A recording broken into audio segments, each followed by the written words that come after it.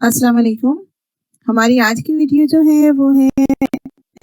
Medical attendance rules के बारे में, federal service medical attendance rules 1990 के बारे में। तो हम आज की वीडियो में ये डिस्कस करेंगे कि ये रूल्स हैं क्या, मेडिकल की जो फैसिलिटी है वो गवर्नमेंट एम्प्लॉयज़ को मिलती है और उन पे जितने भी डिपेंडेंट लोग होते हैं, उनकी फैमिली के जितने भी डिपेंडेंट फैमिली मेम्बर्स होते हैं, उनको भी ये फैसिलिटी हासिल होती है। मतलब गवर्नमेंट एम्प्लॉय खुद का भी मेडिकल जो है वो करवा सकते हैं, मेडिकल फैसिलिटी खुद भी अवेल कर सकते हैं जो फ्री मेडिकल फैसिलिटी है, और जो अपने डिपेंडेंट उनके रिलेटिव्स हैं उनके लिए भी ये गवर्नमेंट ने फ्री रखा है। ठीक है, आज की वीडियो में हम ये देखेंगे वो कौन कौन से गवर्नमेंट एम्प्लॉयज़ जो हैं उनको ये जो फ्री मेडिकल की फैसिलिटीज़ हैं वो हासिल होती हैं, कौन कौन सी फैसिलिटीज़ जो हैं वो फ्री हैं और कौन सी फ्री नहीं है, किस हॉस्पिटल से गवर्नमेंट एम्प्लॉयज़ जो हैं वो इलाज करवा सकते हैं और किस हॉस्पिटल से नहीं करवा सकते हैं, और कौन कौन से फैमिली मेम्बर्स हैं जो कि डिपेंडेंट कंसिडर होते हैं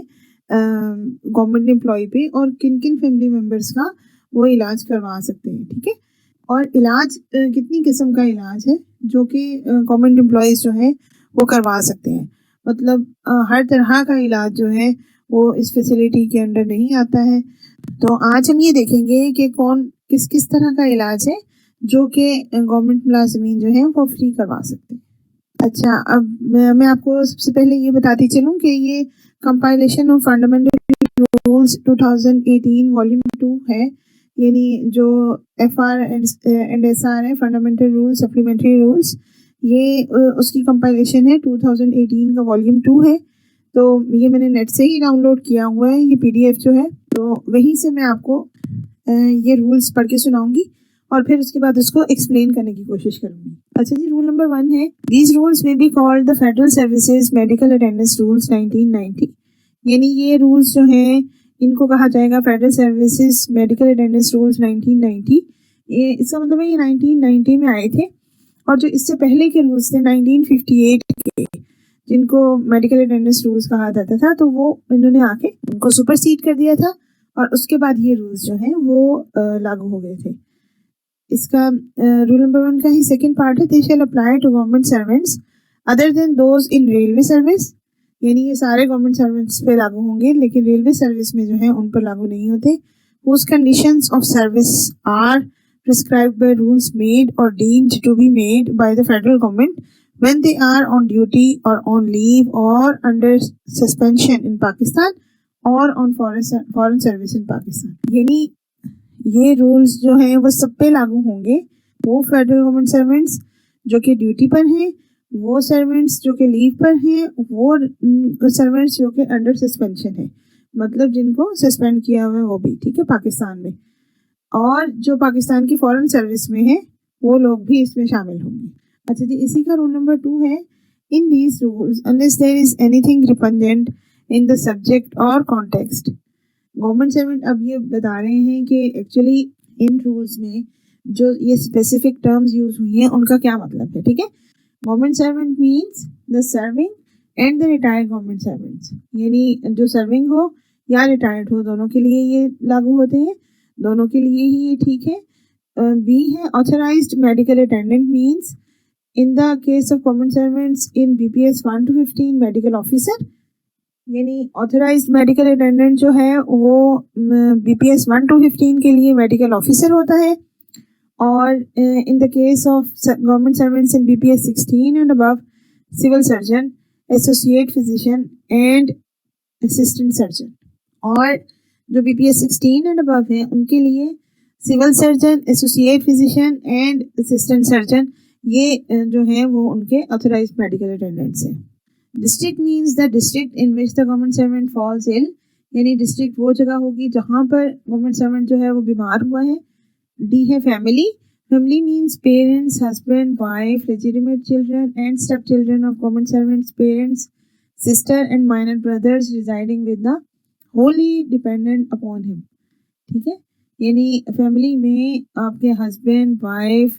legitimate children, step children, government servants, parents, sister, minor brothers residing with and Holi dependent on him, ये सब के सब आते हैं।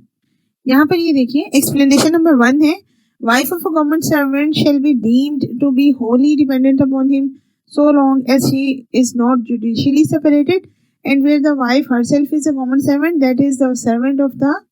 federal or a provincial government, the husband shall be entitled to claim any benefit admissible to him in respect of the wife if she does not claim the benefit in her own right as a government servant। ठीक है।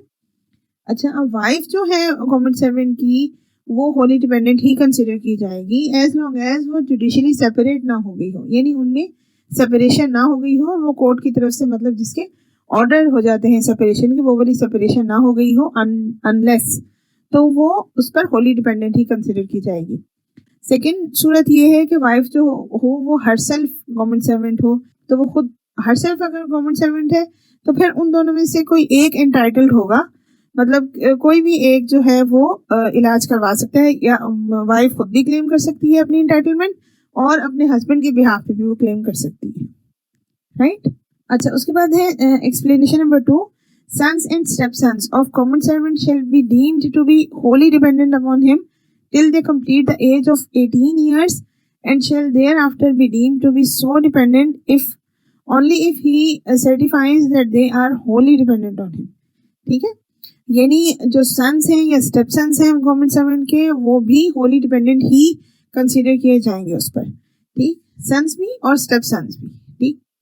अच्छा, until के वो 18 years के हो जाए। अब वो अगर 18 ईयर्स के हो गए हैं और उसके बाद भी जो है वो सर्टिफाई करता है कि ये अभी तक उस पर डिपेंडेंट हैं, तो यानी जो गवर्नमेंट सर्वेंट है सर्टिफाई करता है कि ये अभी तक उस पर डिपेंडेंट है, तो फिर वो उस पर डिपेंडेंट ही कंसीडर किए जाएंगे। उसके एक्सप्लेनेशन नंबर 3 है, daughters and step daughters of a government servant shall be deemed to be wholly dependent on him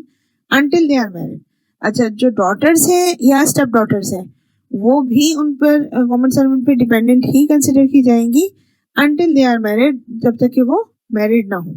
and thereafter shall normally be assumed to have ceased to be so dependent unless he certifies that they are wholly dependent on him. ठीक है, और उसके बाद वो उस तरह से dependent consider नहीं की जाएंगी जब तक कि वो सर्टिफाई ना करे कि ये अभी तक उस पर डिपेंडेंट है। ठीक है, यानी उनकी शादी के बाद उसको सर्टिफिकेट देना होगा कि ये अभी तक उस पर डिपेंडेंट है, तो वो उस पर डिपेंडेंट कंसिडर की जाएंगी। एक्सप्लेनेशन नंबर 4 है, in case of more than one wife the wife nominated by the government servant to receive medical attendance and treatment will be entitled to it. ठीक है, यानी अब एक गवर्नमेंट सर्वेंट है, उसकी एक से ज़्यादा बीवियां हैं, तो अब वो जो वाइफ है वो जिसको भी नॉमिनेट करेगा, दूसरी वाइफ को भी अगर गवर्नमेंट सर्वेंट नॉमिनेट करेगा तो वो भी मेडिकल अटेंडेंस और रिसीव करेगी और ट्रीटमेंट उसका भी होगा। ठीक है, फिर उसके बाद है explanation number 5, the expression residing with shall not be so construed as to exclude any member of the family of a government servant wholly dependent on him, such servant but not actually resident with him, as for example the son or daughter of a government servant studying at a place other than his headquarters, or the wife of a government servant temporarily away from such headquarters। ठीक है,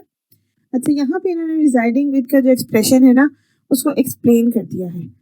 इसका मतलब है कि residing with का मतलब है कि जो लोग जो फैमिली मेम्बर्स आपके साथ रहते हैं वो आप पर डिपेंडेंट कंसिडर किए जाते हैं एक्चुअली, बट यहाँ पर इन्होंने इसको एक्सप्लेन कर दिया है कि अगर वाइफ थोड़े अरसे के लिए वो जो आपका हेडक्वार्टर है जहाँ पर आप जॉब कर रहे हैं, जिस जगह पर जिस शहर में आप जॉब कर रहे हैं, वहाँ से अगर वाइफ उस हेडक्वार्टर से थोड़े अरसे के लिए चली जाती है, जैसे अपने मायके चली जाती है, तो उनको डिपेंडेंट ही कंसिडर किया जाएगा, ना कि वो उतने अरसे के लिए डिपेंडेंट कंसिडर उनको ना किया जाए। ठीक है, वो डिपेंडेंट ही रहेंगी और वो रिजाइडिंग विद ही कंसिडर होंगी, means that she is still residing with her husband. Okay, थोड़े अरसे के लिए अगर चली भी गई हैं तब भी। और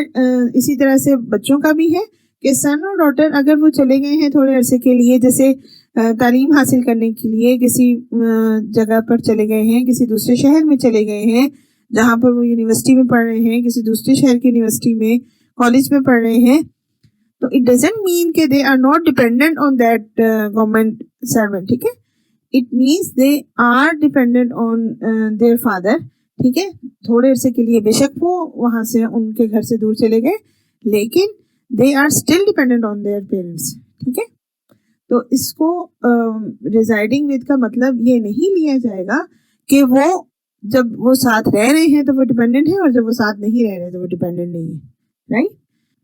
अच्छा जी, अब जो नेक्स्ट है वो है e, the government means in respect of Islamabad the federal government, यानी अब जो इस्लामाबाद में अगर कोई रह रहा है तो इसका फेडरल गवर्नमेंट उससे मुराद है। और नंबर 2 है इन respect of a province the provincial government unless the federal government medical hospital is available. और जो प्रोविंस में होगा तो वो प्रोविंशियल गवर्नमेंट को कंसिडर किया जाएगा जब तक कि वहाँ पर फेडरल गवर्नमेंट का जो मेडिकल हॉस्पिटल है वो अवेलेबल ना हो। उसके बाद है government hospital means a hospital maintained by government or under autonomous arrangement under the government by a local authority and includes any military hospital for the treatment of government servants, ठीक है। यानी government hospital का मतलब क्या होता है कि जो हॉस्पिटल गवर्नमेंट मेंटेन करती है वो, या फिर लोकल अथॉरिटी जो होती है वो गवर्नमेंट के अंडर उसको मेंटेन करेगी, वो कोई उन्होंने ऑटोनमस अरेंजमेंट किया हो लेकिन हो वो गवर्नमेंट के अंडर, तो वो भी गवर्नमेंट हॉस्पिटल ही कंसिडर होगा। या फिर any military hospital for the treatment of government servant, जो कि मिलिट्री हॉस्पिटल कोई भी हो और वो गवर्नमेंट सर्वेंट्स की ट्रीटमेंट के लिए हो तो उसको भी गवर्नमेंट हॉस्पिटल ही कंसिडर किया जाएगा। Medical attendance means number 1 in respect of government servants specified in subclause 2 to clause B in rule 2 and attendance in hospital or at the residence of the government servant including such pathological, bacteriological, radiological or other methods of examinations for the purpose of diagnosis as are available in any government hospital in the district and are considered necessary by the authorized medical attendants, and such consultation with a specialist or other medical officer in the service of the government stationed in the province as the authorized medical attendant certifies to be necessary to such extent and in such manner as the specialist or medical officer may in consultation with the authorized medical attendants determine। कि medical attendance किनको कहा जाता है, मतलब जब कोई government servant किसी hospital में जाता है किसी न किसी बीमारी की वजह से, और वो हॉस्पिटल जो होता है वो वहीं पर ही यानी लोकेटेड होता है, उसी डिस्ट्रिक्ट में लोकेटेड होता है जहाँ पर गवर्नमेंट सर्वेंट जो है वो बीमार हुआ है, तो उस गवर्नमेंट सर्वेंट की बीमारी को डायग्नोस करने के लिए और उसे ट्रीट करने के लिए जो भी टेस्ट्स करवाए जाते हैं, जो भी ट्रीटमेंट की जाती है उसकी, तो उसको मेडिकल अटेंडेंस कहा जाता है। और ये जो ऑथराइज्ड मेडिकल अटेंडेंट है वो ये कर सकता है, और कुछ केसेस में ऑथराइज्ड मेडिकल अटेंडेंस जो है वो स्पेशलिस्ट की मशवरे से ये सब कुछ करता है, ठीक है। जैसा भी वो डिटरमिन करेंगे तो वो स्पेशलिस्ट के मशवरे से तो वो ही मतलब ट्रीटमेंट हो जाएगा, इसको मेडिकल अटेंडेंस कहा जाता है। इन respect of any other medical servant, number 2 अब मैं इसका पढ़ रही हूँ। इन respect of any other government servant in BPS 1 to 15 attendance in a hospital or in case of illness which compels the patient to be confined to his residence at the residence of the government servant, including such method of examination for purposes of diagnosis as are available in the nearest government hospital, and such consultation with a specialist or other medical officer of the government stationed in the district as the authorized medical attendant certified to be necessary to such extent and in such manner as the specialist or medical officer may in consultation with the authorized medical attendant determine।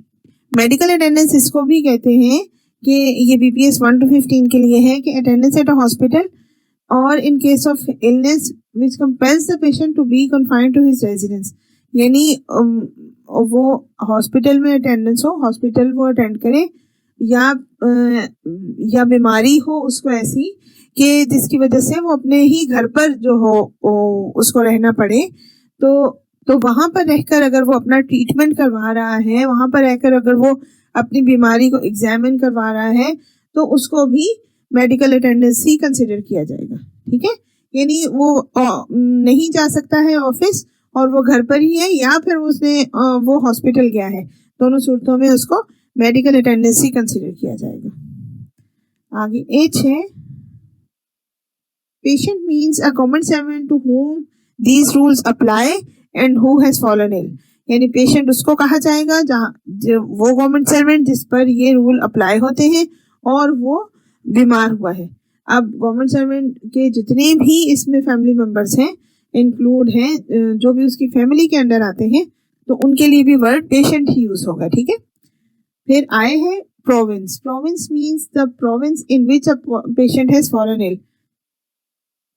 Province उसको कहा जाएगा कि वो province जिसमें patient जो है वो इल हुआ है, बीमार हुआ है। फिर जे है treatment. Treatment means the use of all medical and surgical facilities available at the government hospital in which a government servant is treated and includes।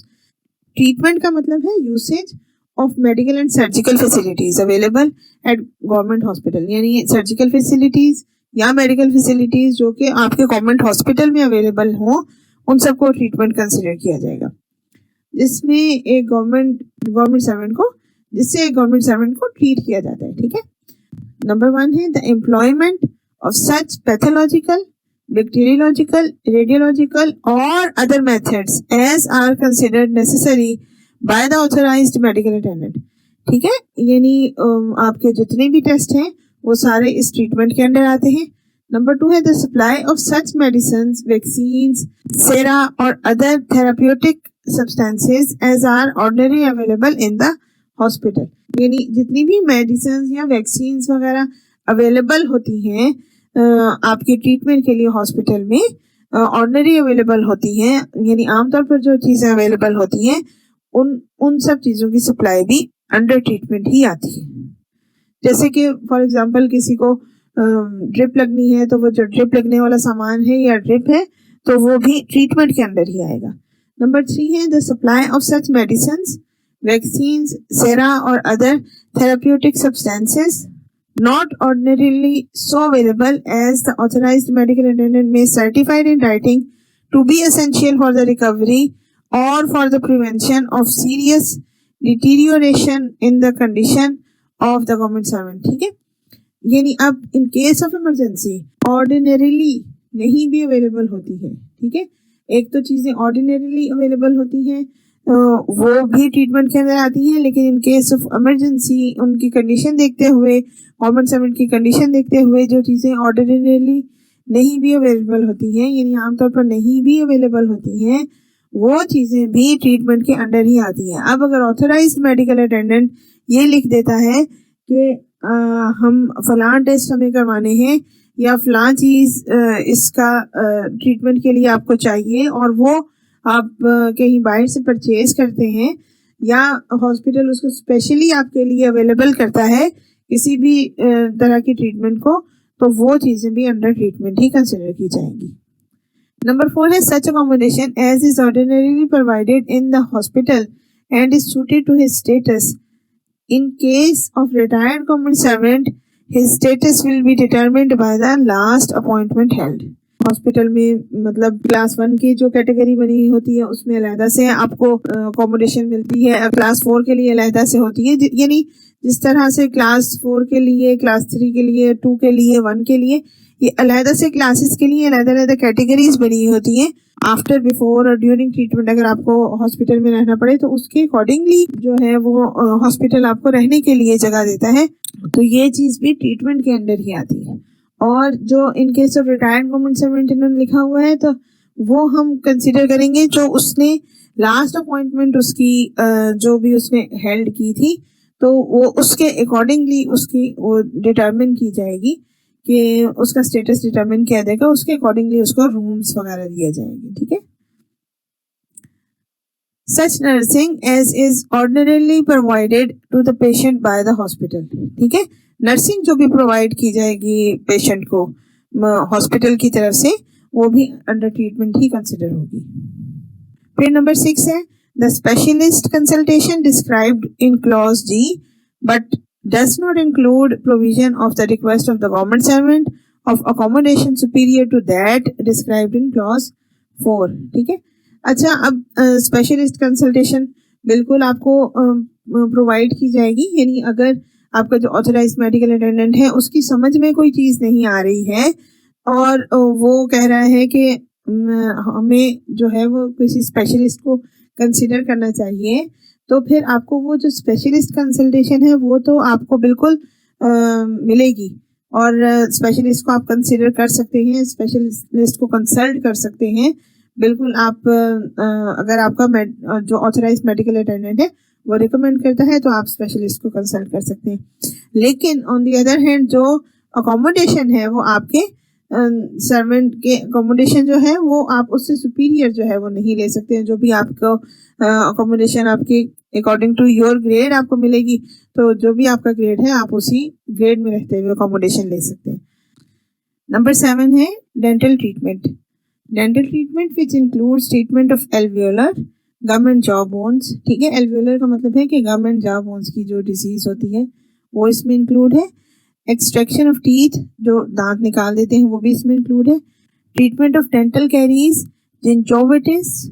Pyorrhoea and filling temporary or permanent. ठीक है, यानी